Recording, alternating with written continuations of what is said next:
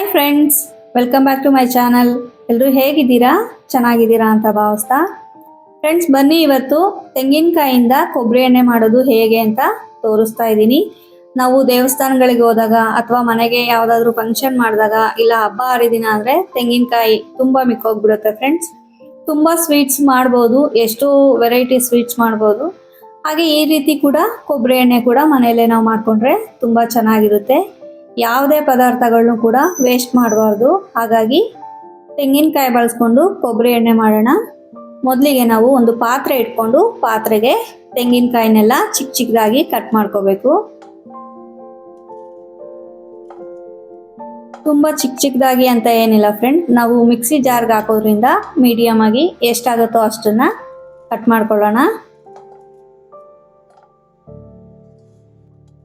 ನೋಡಿ, ಈ ರೀತಿ ಕಟ್ ಮಾಡ್ಕೊಂಡ್ಮೇಲೆ ನಾವು ಒಂದು 2 ರಿಂದ 3 ಸರಿ ಚೆನ್ನಾಗಿ ತೊಳಿಬೇಕು. ಯಾಕಂದರೆ ಇದು ತೆಂಗಿನಕಾಯಿ ಎಲ್ಲ ಜಾಸ್ತಿ ದಿನ ಇಟ್ಟರೆ ಸ್ವಲ್ಪ ಮೇಲ್ಗಡೆ ಕಪ್ಪಾಗಿರುತ್ತೆ, ಹಾಗೆ ಸ್ವಲ್ಪ ಅಂಟಂಟು ಥರ ಕೂಡ ಬಂದಿರುತ್ತೆ. ಹಾಗಾಗಿ ನೋಡಿ, ಈ ರೀತಿ ಕಟ್ ಮಾಡ್ಕೋಬೇಕು.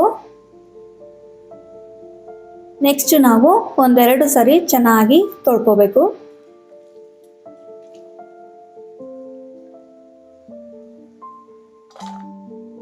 ಒಂದೆರಡು ಸರಿ ಕ್ಲೀನಾಗಿ ಚೆನ್ನಾಗಿ ತೊಳ್ಕೊಂಡ್ರೆ ನೀಟಾಗಿ ತೆಂಗಿನಕಾಯಿ ಮೇಲಿರೋ ಅಂಥ ಕೊಳೆ ಎಲ್ಲ ಹೋಗುತ್ತೆ.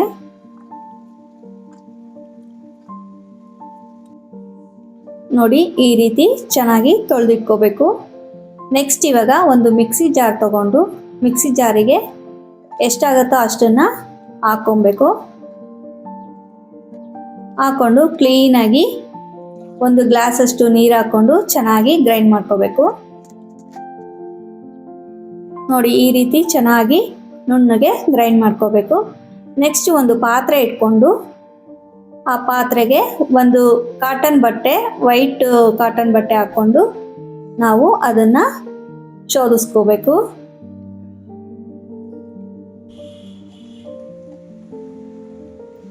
ಫ್ರೆಂಡ್ಸ್, ನಾನು ತಗೊಂಡಿರೋ ಕ್ವಾಂಟಿಟಿಗೆ ಒಂದು 2 ರಿಂದ 3 ಸರಿ ಗ್ರೈಂಡ್ ಮಾಡ್ಕೋಬೇಕು. ನಾನು ಎಲ್ಲ ಚೆನ್ನಾಗಿ ಗ್ರೈಂಡ್ ಮಾಡಿಕೊಂಡು ಶೋಧಿಸ್ಕೋತಾ ಇದ್ದೀನಿ.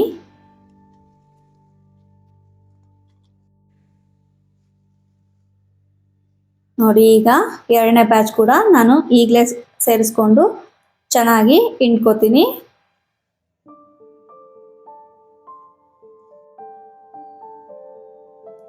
ಈ ರೀತಿ ಮಾಡೋದ್ರಿಂದ ಕ್ಲೀನಾಗಿ ಚೂರು ಏನು ಎಕ್ಸ್ಟ್ರಾ ಬರದೇ ಇರೋ ಥರ ಕ್ಲೀನಾಗಿ ನಾವು ಹಿಂಡ್ಕೋಬೋದು.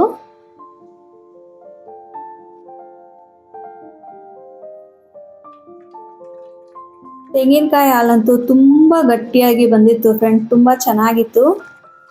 ನೋಡಿ, ನೀವು ನೋಡ್ತಾ ಇದ್ದೀರಾ ಎಷ್ಟು ಕ್ಲೀನಾಗಿ ಬರ್ತಾ ಇದೆ ಹಾಲೆಲ್ಲ. ಅದೇ ರೀತಿ ನಾನು ಇನ್ನೊಂದು ಬ್ಯಾಚ್ ಕೂಡ ಗ್ರೈಂಡ್ ಮಾಡಿ ಹಾಕೋತಾ ಇದ್ದೀನಿ.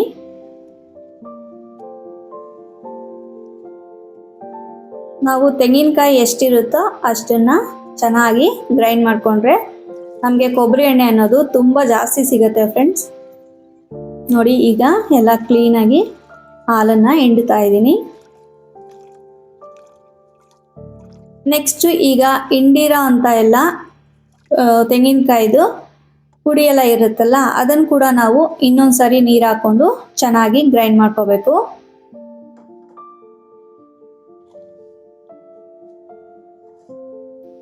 ನೋಡಿ, ಈಗ ಅದನ್ನು ಕೂಡ ನಾನು ಚೆನ್ನಾಗಿ ಹಿಂಡ್ಕೋತಾ ಇದ್ದೀನಿ.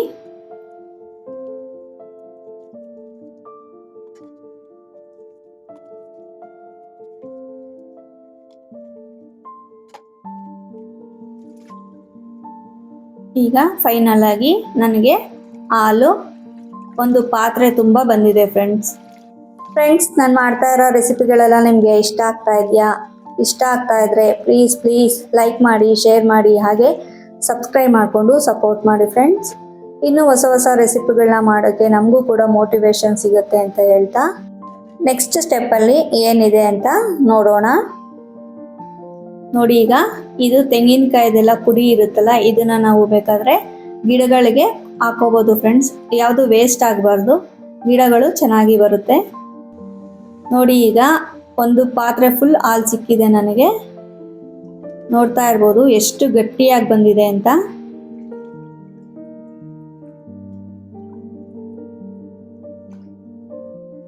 ಈಗ ನೆಕ್ಸ್ಟ್ ನಾವು ಒಂದು ಕವರ್ಗೆ ಹಾಕ್ಕೊಳ್ಳೋಣ. ಈ ರೀತಿ ಸ್ವಲ್ಪ ಹ್ಯಾಂಡ್ ಇರೋ ಥರದ್ದು ಕವರ್ಗೆ ಹಾಕ್ಕೊಳ್ಳಿ, ಯಾಕಂದರೆ ಹ್ಯಾಂಗ್ ಮಾಡೋಕ್ಕೆ ನಮಗೆ ಈಸಿ ಆಗುತ್ತೆ.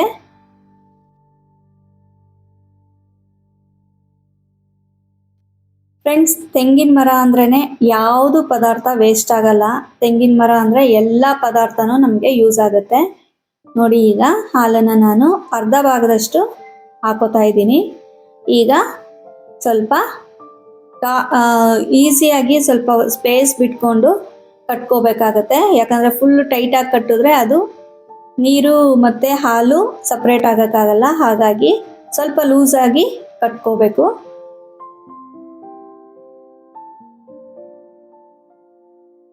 ನೋಡಿ, ನಾನು 2 ಕವರ್ಗೆ ಹಾಕ್ಕೊಂಡಿದ್ದೀನಿ. ಯಾಕಂದರೆ ಒಂದೇ ಕವರ್ಗೆ ಹಾಕೋಕ್ಕೆ ಕಷ್ಟ ಆಗುತ್ತೆ. 2 ಕವರ್ಗೆ ಹಾಕಿ ಈ ಥರ ಹ್ಯಾಂಗ್ ಮಾಡಿದ್ದೀನಿ. ನೋಡಿ, ಇದನ್ನು ಒಂದು ನೈಟ್ ಫುಲ್ ಬಿಟ್ಬಿಡೋಣ. ನೋಡಿ, ಈಗ ನಾನು ಒಂದು ನೈಟ್ ಫುಲ್ ಎಲ್ಲ ಬಿಟ್ಬಿಟ್ಟು ಈಗ ನೋಡ್ತಾ ಇದ್ದೀವಲ್ವಾ, ಮೇಲ್ಗಡೆ ಹಾಲೆಲ್ಲ ಇದೆ, ಕೆಳಗಡೆ ನೀರೆಲ್ಲ ಸಪ್ರೇಟ್ ಆಗಿದೆ. ಇಲ್ಲ ನಮಗೆ ಒಂದು ನೈಟ್ ಫುಲ್ ಬಿಡೋಕ್ಕಾಗಲ್ಲ ಅಂದರೆ ಒಂದು 4 to 5 hours ಬಿಟ್ಟರೆ ಇದೇ ರೀತಿ ನಿಮಗೆ ಹಾಲೆಲ್ಲ ಸಪ್ರೇಟ್ ಆಗಿ ಬರುತ್ತೆ. ಈಗ ನೀರನ್ನು ಸಪ್ರೇಟ್ ಮಾಡ್ಕೊಳ್ಳೋಣ. ಒಂದು ಪಾತ್ರೆಗೆ ನೀರನ್ನು ಸಪ್ರೇಟಾಗಿ ತೆಗೆದುಬಿಡೋಣ. ಬನ್ನಿ ಫ್ರೆಂಡ್ಸ್.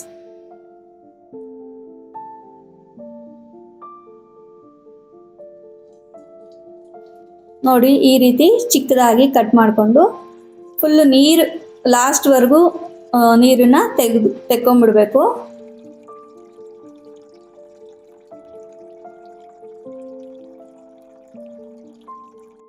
ನೋಡಿ, 2 ಪ್ಯಾಕೆಟಲ್ಲೂ ನಾನು ನೀರನ್ನು ತೆಗೆದಿಟ್ಕೊಂಡಿದ್ದೀನಿ. ಈ ನೀರು ಕೂಡ ವೇಸ್ಟ್ ಆಗಲ್ಲ ಫ್ರೆಂಡ್ಸ್. ಇದನ್ನು ನಮ್ಮ ಮನೆಯಲ್ಲಿರೋ ಗಿಡಗಳಿಗೆಲ್ಲ ಹಾಕಿದ್ರೆ ತುಂಬ ಚೆನ್ನಾಗಿ ಬರುತ್ತೆ. ನೋಡಿ, ಈಗ ನೆಕ್ಸ್ಟ್ ಹಾಲೆಲ್ಲ ನಾವು ಈ ಪಾತ್ರೆಗೆ ಸೇರಿಸ್ಕೊಳ್ಳೋಣ.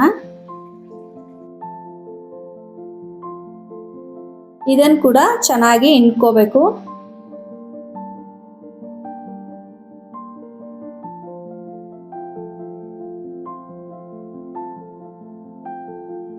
ಎರಡು ಕವರಲ್ಲೂ ನಾನು ಹಾಲನ್ನು ಚೆನ್ನಾಗಿ ಹಿಂಡ್ಕೋತಾ ಇದ್ದೀನಿ. ನೋಡಿ, ಎಷ್ಟು ಕ್ರೀಮಿ ಟೆಕ್ಸ್ಚರಲ್ಲಿ ಬಂದಿದೆ ಅಂತ. ತುಂಬ ಚೆನ್ನಾಗಿರುತ್ತೆ.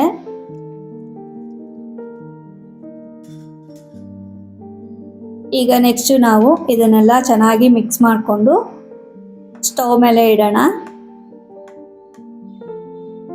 ನೋಡಿ, ಎಷ್ಟು ಚೆನ್ನಾಗಿ ಬಂದಿದೆ ಅಂತ.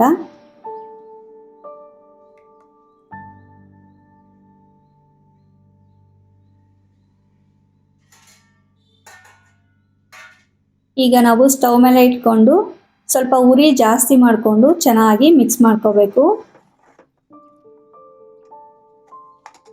ಚೆನ್ನಾಗಿ ಕುದಿಯೋಕ್ಕೆ ಸ್ಟಾರ್ಟ್ ಆಗಬೇಕು ಫ್ರೆಂಡ್ಸ್. ಅಲ್ಲಿವರೆಗೂ ನಾವು ಹೈ ಫ್ಲೇಮಲ್ಲೇ ತಿರುಗಿಸ್ಕೊತಾ ಇರಬೇಕು.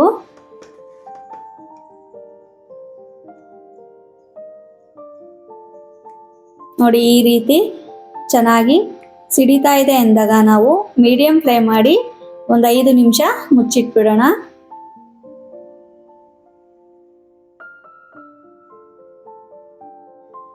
ಚೆನ್ನಾಗಿ ಒಂದು 5 ನಿಮಿಷ ಆದಮೇಲೆ ಪ್ಲೇಟ್ ಓಪನ್ ಮಾಡಿ ಈ ರೀತಿ ತಿರುಗಿಸ್ಕೋಬೇಕು.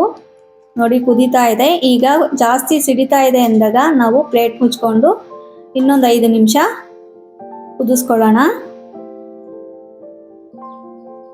ನೋಡಿ, ಈಗ ಚೆನ್ನಾಗಿ ಕುದೀತಾ ಇದೆ. ನಿಮಗೆ ಹಾಲು ಜಾಸ್ತಿ ಬಂದಿದೆ ಅಂದರೆ ಸ್ವಲ್ಪ ಟೈಮ್ ತಗೊಳುತ್ತೆ. ಹಾಗಾಗಿ ಇಷ್ಟೇ ಟೈಮಿಗೆ ನಾವು ರೆಡಿ ಮಾಡ್ಕೋಬೋದು ಅಂತ ಹೇಳೋಕ್ಕಾಗಲ್ಲ. ನೋಡಿ, ಈ ರೀತಿ ಅವಾಗವಾಗ ತಿರುಗಿಸ್ಕೊತಾ ಇರಬೇಕು. ಫ್ಲೇಮ್ ಮಾತ್ರ ಮೀಡಿಯಮಲ್ಲೇ ಇರಬೇಕು ಫ್ರೆಂಡ್ಸ್. ನೋಡಿ, ಈ ರೀತಿ ಚೆನ್ನಾಗಿ ಕುದಿಸ್ಕೋಬೇಕು. ಅವಾಗವಾಗ ಸ್ವಲ್ಪ ತಿರುಗಿಸ್ಕೊತಾ ಇರಬೇಕು. ಯಾಕಂದರೆ ತಳ ಹಿಡಿದ್ರೆ ಚೆನ್ನಾಗಿರಲ್ಲ ಫ್ರೆಂಡ್ಸ್. ಇದು ಎಣ್ಣೆ ಕಲರ್ ಎಲ್ಲ ಕಪ್ಪಾಗಿಬಿಡುತ್ತೆ. ನೋಡಿ, ಈ ರೀತಿ ತಿರುಗಿಸ್ಕೊತಾನೇ ಇರಬೇಕು.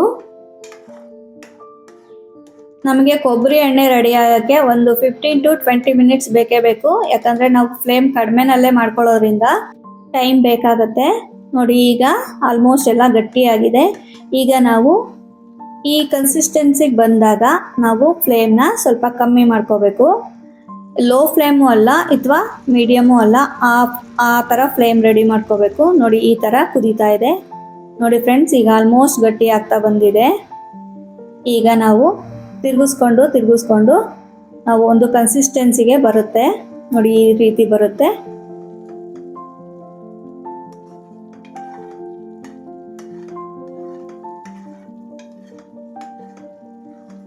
ನೋಡಿ ಎಲ್ಲೂ ತಳ ಹಿಡ್ದಿರೋದು ನಿಮಗೆ ಕಾಣ್ತಾ ಇಲ್ಲ.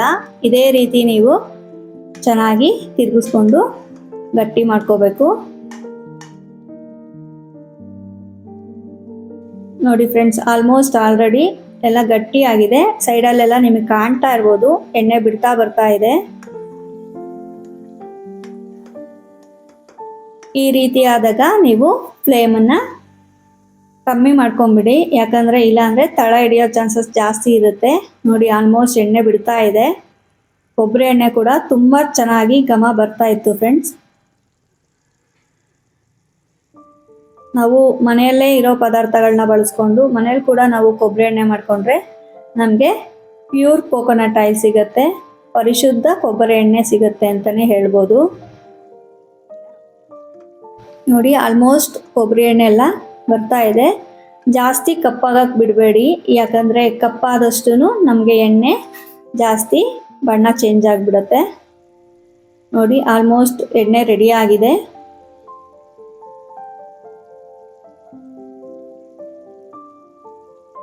ಫೈನಲಿ ಈಗ ನಮಗೆ ಕೊಬ್ಬರಿ ಎಣ್ಣೆ ರೆಡಿಯಾಗಿದೆ ಫ್ರೆಂಡ್ಸ್.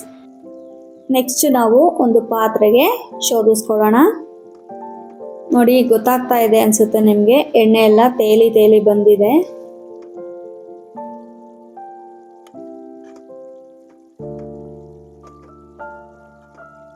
ಹಾಗೆ ಫ್ರೆಂಡ್ಸ್, ಮಾಡ್ತಾ ಇರಬೇಕಾದ್ರೆ ನಿಮಗೆ ಘಮ ಕೂಡ ತುಂಬ ಚೆನ್ನಾಗಿ ಬರುತ್ತೆ. ನೋಡಿ ಈಗ ಕಂಪ್ಲೀಟಾಗಿ ಕೊಬ್ಬರಿ ಎಣ್ಣೆ ರೆಡಿಯಾಗಿದೆ. ನೆಕ್ಸ್ಟ್ ಇವಾಗ ಒಂದು ಪಾತ್ರೆಗೆ ಶೋಧಿಸ್ಕೊಳ್ಳೋಣ. ನೀವು ಶೋಧಿಸ್ಕೋಬೇಕಾದ್ರೆ ಪ್ಲಾಸ್ಟಿಕ್ ಎಲ್ಲ ಬಳಸಬೇಡಿ, ಯಾಕಂದರೆ ಶೋಧಿಸ್ಕೊಳ್ಳೋ ಟೈಮಲ್ಲಿ ಸುಟ್ಟೋಗ್ಬಿಡುತ್ತೆ. ಹಾಗಾಗಿ ಈ ಥರ ಸ್ಟೀಲ್ದೇ ತಗೋಬೇಕು.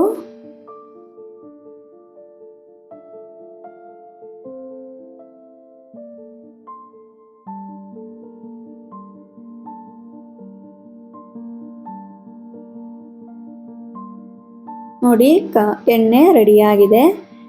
ಇನ್ನು ಉಳಿದಿರೋ ಅಂಥದ್ದೆಲ್ಲ ಇದೇ ಟೈಮಲ್ಲಿ ನಾವು ಚೆನ್ನಾಗಿ ಪ್ರೆಸ್ ಮಾಡಿಕೊಂಡು ಶೋಧಿಸ್ಕೋಬೇಕಾಗತ್ತೆ.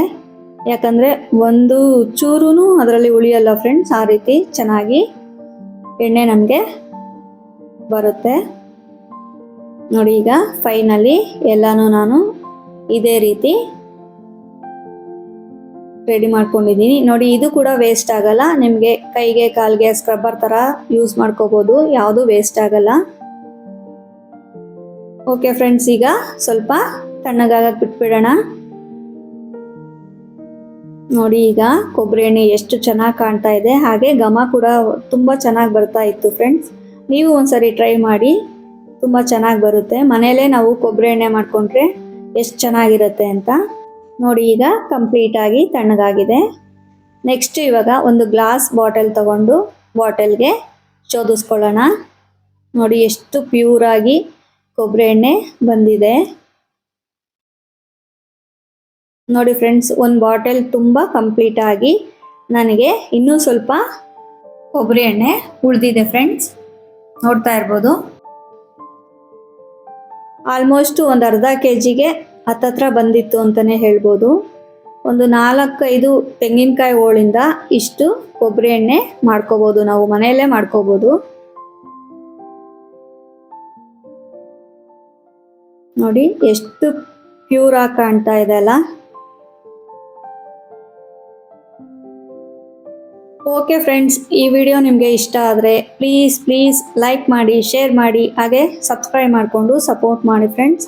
ಇನ್ನೂ ಹೊಸ ವಿಡಿಯೋಸ್ ಜೊತೆ ಬರ್ತಾನೆ ಇರ್ತೀನಿ ಅಂತ ಹೇಳ್ತಾ, ಹಾಗೆ ಫ್ರೆಂಡ್ಸ್ ನಿಮ್ಗಿನ್ನೂ ಹೊಸ ರೆಸಿಪಿಗಳೇನಾದರೂ ಬೇಕು ಅಂದರೆ ದಯವಿಟ್ಟು ಕಮೆಂಟ್ ಮೂಲಕ ತಿಳಿಸಿ ಅಂತ ಹೇಳ್ತಾ, ಥ್ಯಾಂಕ್ ಯು ಫಾರ್ ವಾಚಿಂಗ್.